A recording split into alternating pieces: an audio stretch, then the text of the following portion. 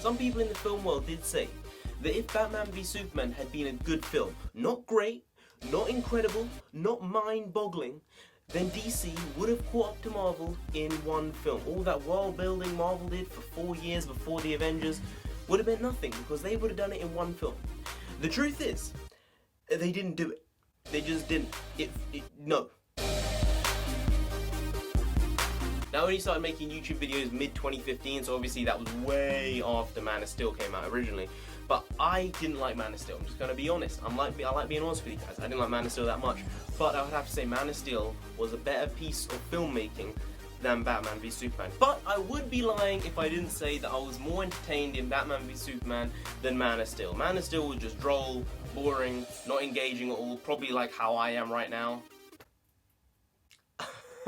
No, hopefully I'm not like that right now, but overall it was more entertaining than Man of Steel. Also, they had some engaging characters like Alfred, Jeremy Iron. Well, it's basically his voice that does it for me. His voice is just incredible, and he played the role very, very well. The only thing about him is he wasn't in the film as much as I wanted him to be. I mean, he was just out of the film for like an entire, maybe hour. There was no reference or no backtrack from Batman to Alfred at all for like an hour of the film, which was weird.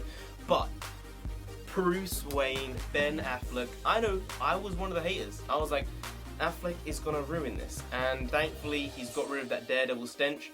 I was thinking, if this film was bad and he was bad in it, then that would mean Charlie Cox is gonna be the next Batman, because he saved Daredevil. So he was gonna save DC.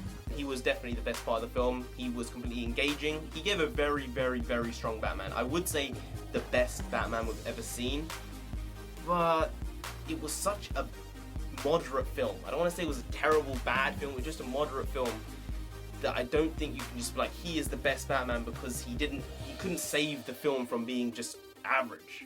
So that's basically all the positives.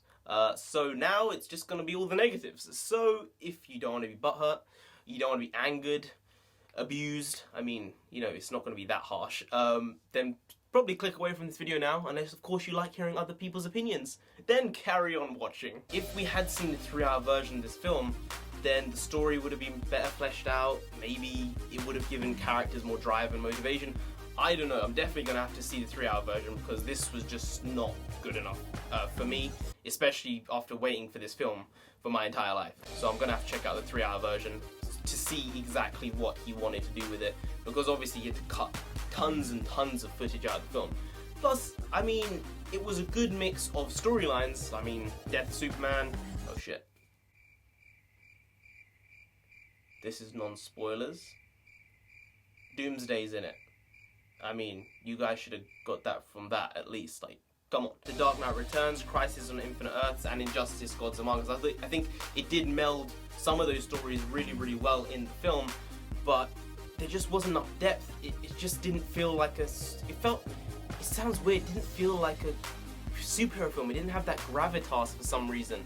And it's Batman v Superman. The story was a bit iffy, like I've said. The character motivations weren't exactly there 100%. I mean, apart from Batman, I think everyone else sort of lacked like why they were doing it. There was a very thin reason to why they were doing it, but it wasn't strong enough to go the reason and believe what they're doing there. Also, the editing in this film was pretty awful. I think they were doing what I do with my YouTube videos, because my upload speed is so bad that I cut down any like millisecond I can do.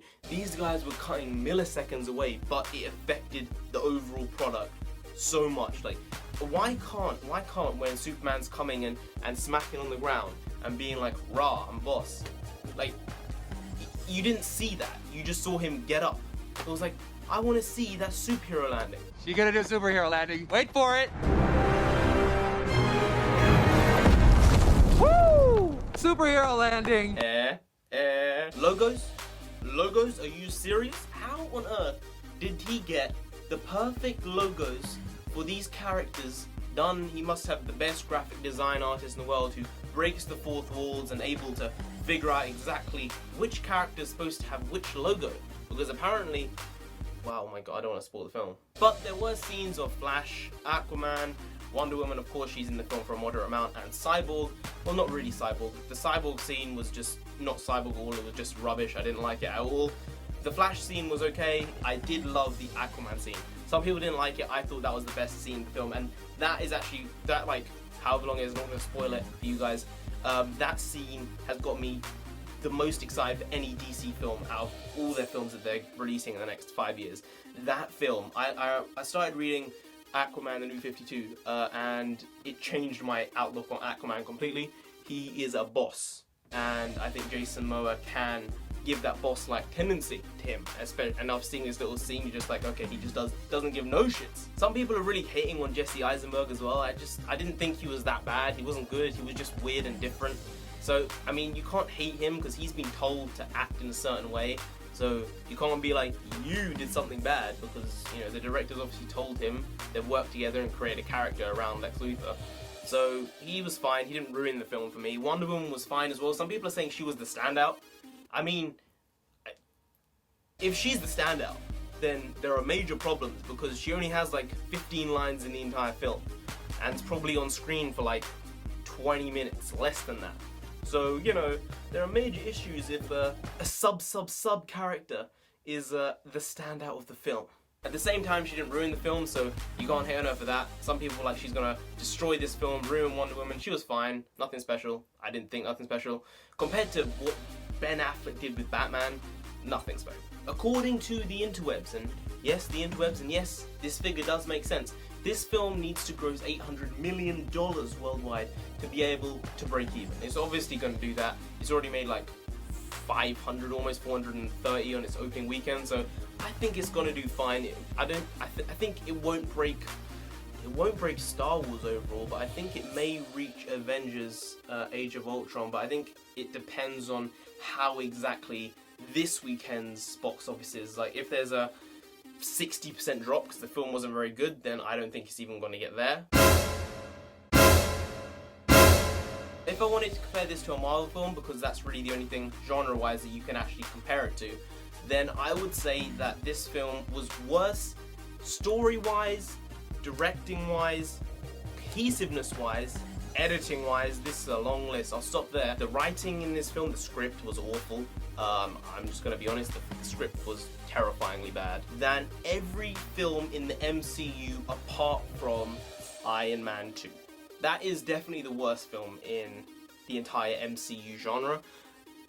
Genre? Is that a genre? No, that entire universe, obviously. MCU, Marvel Cinematic Universe. I am off it today. Didn't do what the biggest film in history, apart from Star Wars, should have done. It didn't service the fans. In my opinion, it didn't service me properly.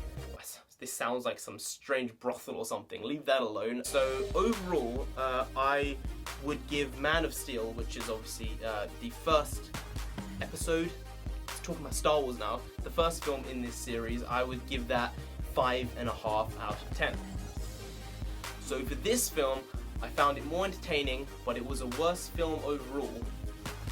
I would give this film a flailing 5.5 out of 10 as well.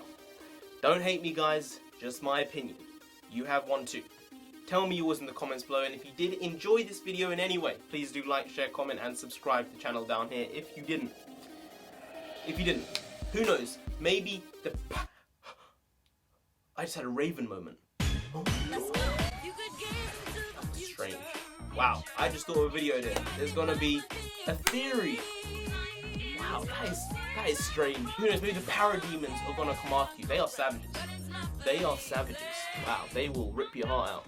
They will eat the insides, and you don't want that. So just subscribe anyway. Now, I've been NarendraTheComic. You have been great, and I will see you next time. Skadoosh.